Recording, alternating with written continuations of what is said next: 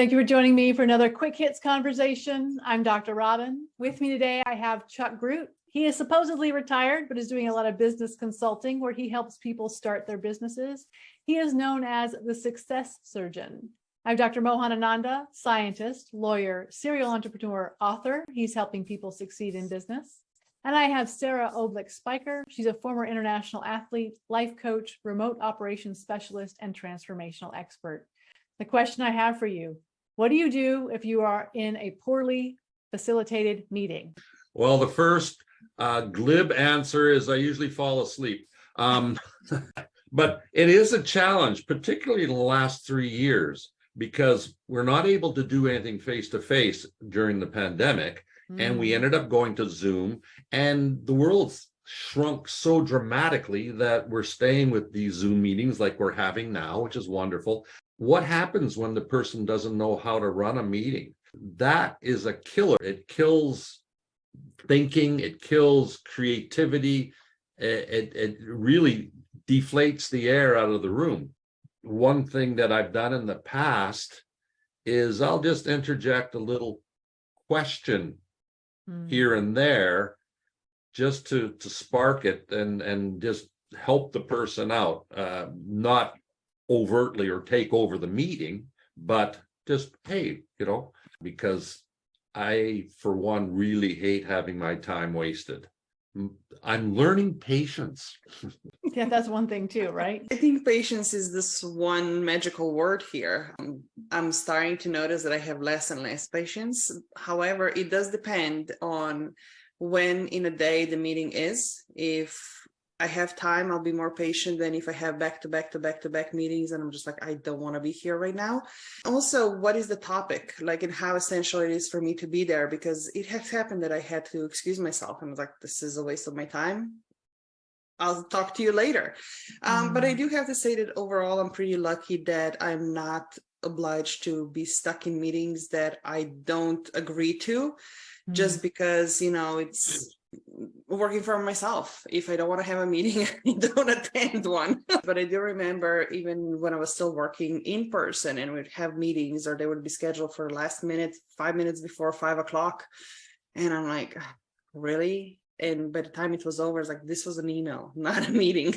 Yeah, I have been to some of those type of poorly facilitated meetings, but generally what I do, I come up with, if it is poorly kind of set out, I try to come up with a clear agenda in my mind and tell them, look, these are the things we should discuss now.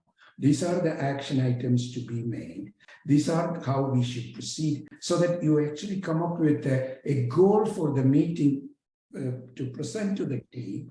And I'm not saying that it'll always be successful, but it at least gives some positive output or outcome. You need to take the lead, because when it is not well facilitated, that means somebody else has done the job. Generally, all the meetings I participated, we have a specific goal, meaning there are certain accomplishment, tasks to be completed, or report to be finished, or results to be identified. Certain goals are there. But if it is not there, it's just a casual gathering. I say I have other things to do and walk away. But you say, okay, these are 3 or 4 things need to be done, and let us discuss on it and come up with a specific action. I think it depends some on what your role in the meeting is, or what your role on the team is.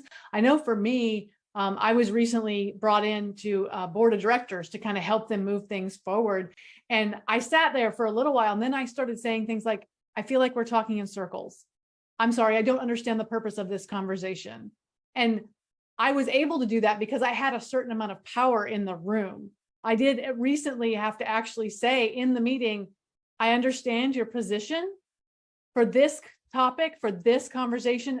This is over. We're moving on in the agenda, but I have the power to be able to do that. I think that that's a privilege to be able to say, this meeting is not moving forward. We're moving it forward and we're moving on. I don't know that not everybody has the ability to be that aggressive. Is that the right word? No, I actually do that. I mean, in a way, not aggressive. I'm generally very pleasant, so people don't think that I'm overwhelming or anything. At the end of the meeting, I always will say, what are the real action items out of this meeting, so that we have certain things to follow up. So I mean, I don't come across aggressive, but I do come across very methodical. So, Robyn, to your comment that you've said it was a privilege, I would almost submit to you in the group here that it is a responsibility, because a meeting connotates that we're together to create something or move something forward. And if we're not moving forward, then we're moving backwards, because you're wasting everyone's time. So it's your responsibility to move the group forward. And Mohan does a beautiful job of that by setting a guidelines and saying, okay, these are certain things that we need to accomplish. Let's sit down and accomplish what we can.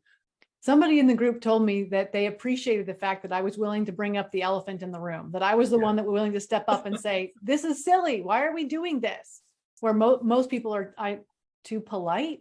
I think if there is a kind of chaotic meeting going on, it would be an ideal thing to bring an expert. Instead of you taking the lead, a third party could come on and say that, look, this is how it should be done. And one good thing about when you start getting old, you will have all kind of experiences. Isn't that the truth? So if you're in a meeting that's really poorly facilitated, another thing that I've tried to do is, especially if it's a Zoom meeting, I might take to the chat and I might reach out to the person who's supposed to be facilitating it and direct message them, not message the whole group, and just say, hey, I'm a little concerned this isn't moving forward. I did have a problem one time where I sent that to them and they didn't see it till we were a couple of other topics in, and they're like, well, and I'm like, yeah, I'm not talking about this point. I was talking about 2 topics ago. I guess that's a beautiful part about the technology though, right? You're able to have that and exchange conversation behind the scenes, because when you're sitting in a room with other people next to you, you can have those extra conversations. Does it take, do you think, a certain kind of personality to be able to step in and say, we're not making progress? I think somebody who is a little bit authoritative and take the lead, it's extremely important, because otherwise it's a total chaos, or things are not moving anywhere. So what is the risk of doing that? What is the risk of being the person that raises your hand and says, this is not working? Well, there is no risk. It's depending upon, of course, you're a much junior guy, then there may be some problem. But if you're kind of an equal thing, I think it shows, it has to be done diplomatically. That's why I said it's not an aggressive part. It's more like, I understand the goal of this meeting, but let us define it and make it, identify it. I was in an organization not too long ago, and the challenge that we ran across was that many of the people had risen to their point of the Peter principle. They got past the point of where their expertise was, and it was based on, seniority or whatever else.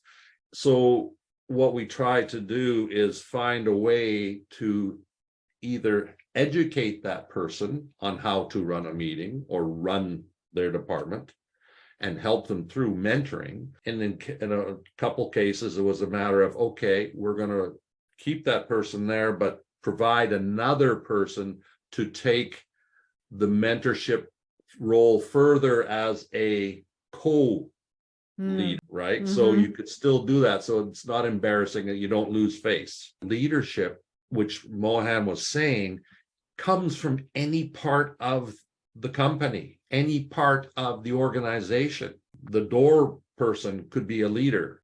When you are in a position that you can lend some leadership, I think you have to. I always do one thing. I generally, even though if I tell them these are the goals, these are the things to be done, then I will ask them, why don't you suggest to see whether it makes sense to you and see whether we can improve on it? So everybody has an opportunity to comment on it, so they don't take it as an order, rather than inviting ideas and to make sure that we get this accomplished. I do think there's a certain aspect of having power in the room. There's a male-female dynamic, which may be why when I do it, I feel like there are some people who frown upon it, but I don't sit in meetings that are poorly facilitated. I will step up and say something, but that is, part of my personality and who I am. So that is our 10 minutes. Thank you so much for having this conversation with me. I hope you enjoyed it, and I hope it was well facilitated. I look forward to speaking to each of you again really soon.